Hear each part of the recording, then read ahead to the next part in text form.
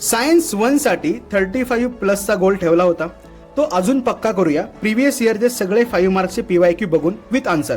2022 ते 2025 लोड घेऊ नका, व्यवस्थित समजून घेऊया. मार्च 2025 ला आलेला क्वेश्चन आहे. ॲटॉमिक नंबर क्लोरीनचा दिला होता आणि हे 5 सब क्वेश्चन विचारले होते, प्रत्येकी 1 मार्काला. आता हा जो काही क्वेश्चन फ्रेम झालेला आहे हा चॅप्टर नंबर 2 आणि 9 वरती बेस आहे. दोघांच्याही कन्सेप्ट आपल्याला लागणार आहेत. चलो, पहिलं काय दिलंय, इलेक्ट्रॉनिक कॉन्फिगरेशन लिहायचंय.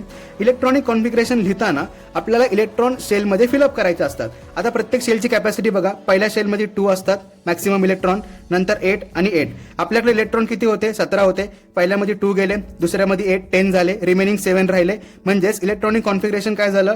2, 8, 7 अशा कर्ल ब्रॅकेटमध्ये लिहायचंय. नंतर पुढं number of electrons in a valence shell. Valence shell मधले इलेक्ट्रॉन याचा अर्थ शेवटच्या शेलमध्ये असणारे इलेक्ट्रॉन किती दिसतात? ते 7. डन.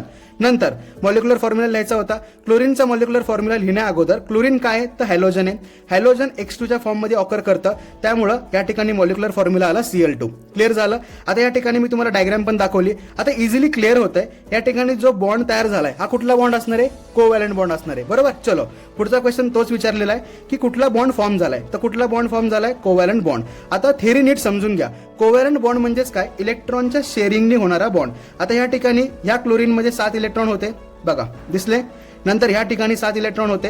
ह्यांनी दोघांनीही एक इलेक्ट्रॉन शेअर केला, म्हणजे शेअरिंग वाला जो बॉन्ड असतो त्याला काय बोलतो आपण? कोव्हॅलंट बॉन्ड बोलतो. क्लिअर झालं. चलो, आता नेक्स्ट बघायचं आपल्याला electron dot structure. Electron dot structure लिहिणं म्हणजे काय? तर शेवटचे जे काही व्हॅलन्सवाले इलेक्ट्रॉन होते ते आपल्याला बॅलन्स करून लिहायचंय. म्हणजे शेवटच्या ऑर्बिटमध्ये 8 इलेक्ट्रॉन आले पाहिजेत. सिंपल डोक्यात काय ठेवणार आहे? प्रत्येक ॲटमच्या भोवती 8 इलेक्ट्रॉन द्यायचे. बघा, पहिला क्लोरीन लिहिला 2, 2, 2, 2. डन. पुढचा क्लोरीन बघा 2, 2, 2, 2. खतम झालं. तर हे होतं तुमचं आन्सर. समजलं? कन्सेप्ट क्लिअर झाली. चलो, आता नेक्स्ट व्हिडिओमध्ये सुद्धा नेक्स्ट PYQ बघूया. व्यवस्थित प्रिपेअर करा. S2 पण सुरू करू का? काय वाटतं? कमेंट सेक्शन मध्ये नक्की सांगा. Bye bye. All the best.